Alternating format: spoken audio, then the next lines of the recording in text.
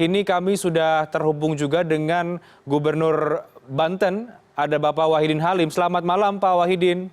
Selamat malam. Baik Pak Wahidin, tentu kita berduka cita tentang apa yang terjadi di Provinsi Banten, di Pandeglang, dan juga mungkin juga di Provinsi Lampung begitu. Dari pemerintah daerah Banten, Pak Wahidin, saat ini upaya-upaya apa Pak yang akan dilakukan atau sudah dilakukan untuk bisa memperingan kondisi korban selamat yang saat ini ada di wilayah Anda?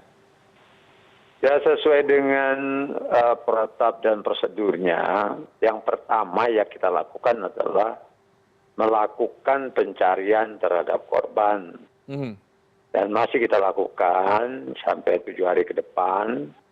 Terus yang kedua, mengevakuasi masyarakat yang berada di sepanjang pinggir pantai. Oke. Karena tadi pagi ada isu lagi, tsunami akan datang lagi. Masyarakat resah, merasakan ketakutan, akhirnya kita fasilitasi, kita evakuasi kepada tempat yang lebih aman, lebih tinggi, di beberapa sekolah dan masjid, kantor kecamatan.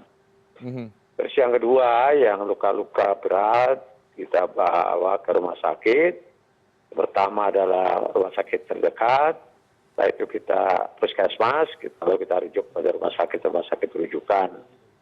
Dan yang terluka, yang bawa ke puskesmas maupun ke rumah sakit, sekitar 467 orang. Dan sekarang juga masih terus berkembang. Kita sudah update dari menit ke menit, kita update.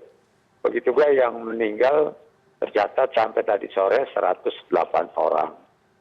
Dan ini sudah kita bawa ke rumah sakit untuk kita identifikasi. Lalu akan kita sampaikan, informasikan pada keluarganya. Begitu saya kira. Baik Pak Wahidin, tentu masih fokus terhadap evakuasi korban begitu ya, baik yang selamat dan juga yang meninggal dunia. Sambil kemudian melakukan evakuasi terhadap korban dari pemerintah daerah untuk masa tanggap darurat ini seperti apa Pak tindakannya? Atau rencananya akan bagaimana? Termasuk juga untuk memberikan bantuan ya terhadap korban-korban yang sampai dengan saat ini juga mungkin selamat. Kita didukung sepenuhnya oleh Partnas, BNPB, ya, terus juga dari Korem, dari Kopassus 320 dan batalion lainnya, unsur kepolisian, unsur Pemda, baik provinsi maupun Kabupaten Tangerang. Jadi sebetulnya upaya-upaya yang dilakukan oleh Basarnas masih terus. Karena kita masih mensinyalir ada korban-korban yang belum kita temukan. Nah, terlebih ini kita masih melakukan upaya pencarian. Terus pada yang sakit tadi kita bawa ke rumah sakit, yang mengungsi dari warga sekitar memang, tapi tidak banyak juga. Kita tempatkan di tempat pengungsi, ada 4 tempat pengungsian. Tapi yang 2 tempat pengungsian memang dalam jumlah yang saya kira juga tidak begitu banyak. Rata-rata 40 sampai 80 orang. Dan ini juga ditangani oleh Dinas Sosial. Dan kita juga lagi hitung, ya, kita lagi hitung data terakhir berapa banyak yang mengungsi dan tentunya jaminan makan dan kebutuhan-kebutuhan mereka di pengungsian ini sudah kita mulai lakukan, sudah mulai layani dengan baik. Oke, termasuk penyaluran bantuan tentu ya Pak ya, hal-hal yang paling dibutuhkan oleh korban yang selamat sampai dengan saat ini. Bantuan sementara memang resminya kita kan malam ini atau kita buat pernyataan dalam keadaan darurat atau dalam keadaan luar biasa. Biasanya Pemda ataupun nasional kalau memberikan bantuan harus diawali dulu dengan pernyataan. Tapi sebelum itu pun kita sudah punya cadangan untuk memberikan kebutuhan makan dan tidur mereka. Sudah tempat makan sudah kita siapkan. Oke, baik Pak Wahidin, dalam masa tanggap darurat ini tentu masyarakat membutuhkan bantuan dan juga perhatian lebih dari pemerintah, baik pusat dan juga di daerah. Sudah ada ini Pak dari pemerintah provinsi, pemerintah daerah mempetakan mana wilayah yang paling membutuhkan bantuan, mana yang paling parah kemudian untuk wilayah Provinsi Banten? Sebenarnya yang berisiko yang paling besar adalah bagaimana mencari korban-korban, lalu melakukan upaya-upaya evakuasinya Ya. bagi korban ini seperti misalnya luka-luka dan sebagainya. Hmm. Tapi kalau pengungsi menurut saya tidak terlampau banyak karena mereka sebenarnya mengungsi tadi pagi karena takut terkena tsunami atau tadi malam.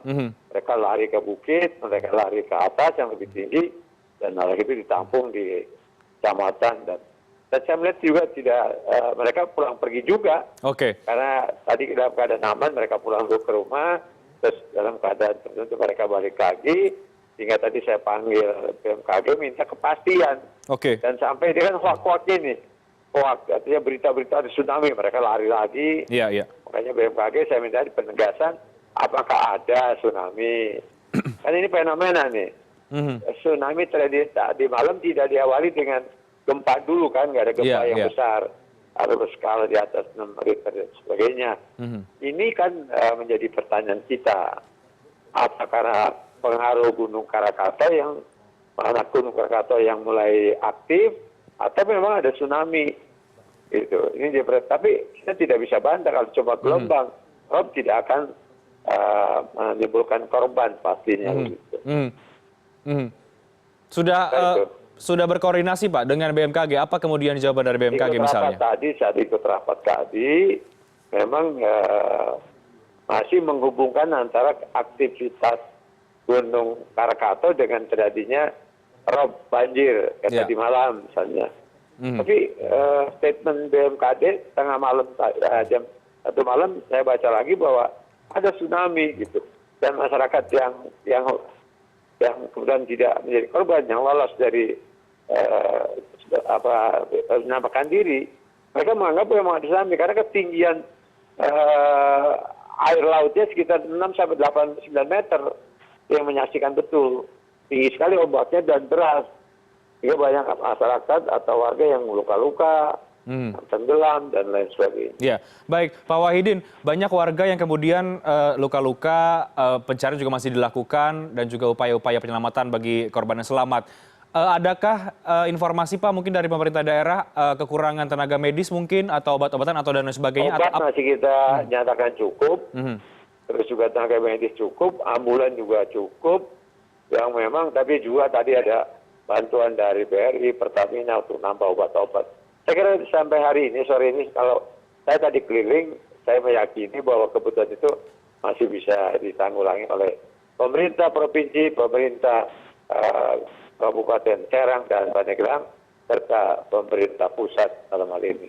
Oke, dengan banyaknya bantuan yang kemudian masuk, bagaimana pola koordinasinya Pak untuk bisa menyalurkan ini kepada masyarakat? Masuk satu pintu, di bawah tim yang dikomandani oleh untuk Pandeglang, dikomandani oleh pada oleh Pak Dandim, ada unsur dinas sosial, unsur departemen sosial, dan tentunya juga di bawah pemantauan dari Danrem, Kapolda, dan Gubernur Banten.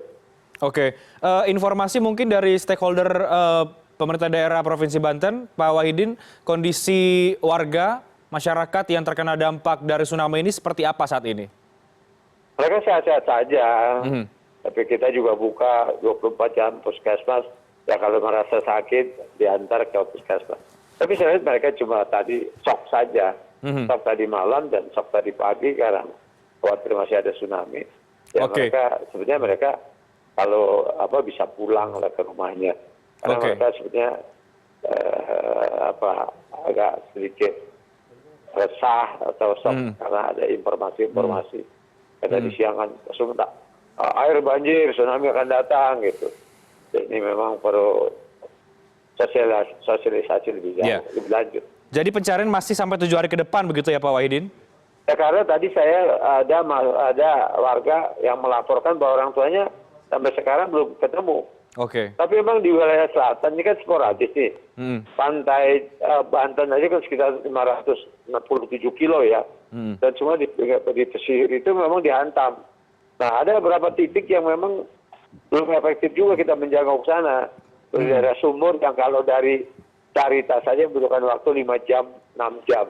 Oke. Dan dengan dengan jalan yang memang langsung di pinggir pantai itu. kayak Tanjung Lesung, Sumur, itu kan jauh dari pusat tempat kita, basis kita sekarang. Dan kita memang sekarang lagi terus, tadi kita dengan Pak Dantrem, dengan Kopassus, coba bagaimana bisa dijangkau sana. Oke. Belum efektif memang itu pencarian di sana. Ya, untuk besok fokusnya masih mencari korban artinya ya Pak ya?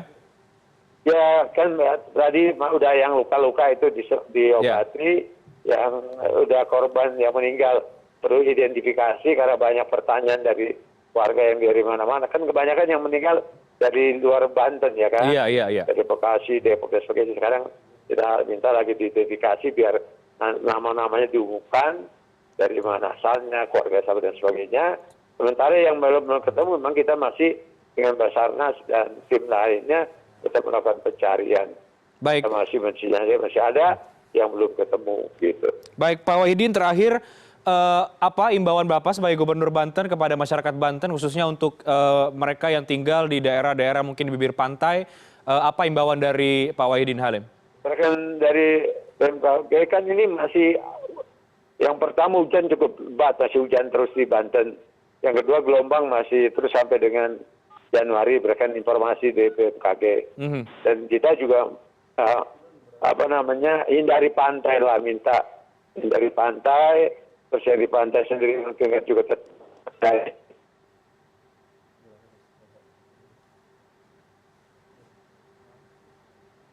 Halo Pak Wahidin.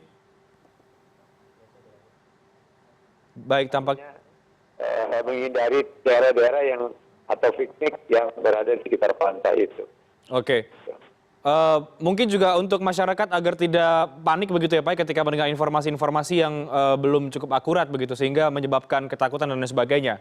Ya, kita minta masyarakat juga tetap tenang, jangan percaya dengan informasi-informasi yang bersifat hoax, karena tadi juga ada saja yang menginformasikan lewat medsos bahwa akan terjadi lagi tsunami dan sebagainya. Kita tanyakan saja kepada petugas BMKG yang ada di tempat kita yang dimana sebagai kantor atau tempat teman-teman berkomunikasi. Oke, baik, terima kasih. Kesiapan poskonya sudah. Baik, terima kasih banyak Pak Wahidin Halim. Tentu kita berharap upaya pencarian terus dapat dilakukan dan masih banyak korban yang bisa diselamatkan dan tentu semoga bantuan betul-betul dapat tersalurkan dengan baik kepada masyarakat. Terima kasih Pak Wahidin Halim, Gubernur Provinsi Banten.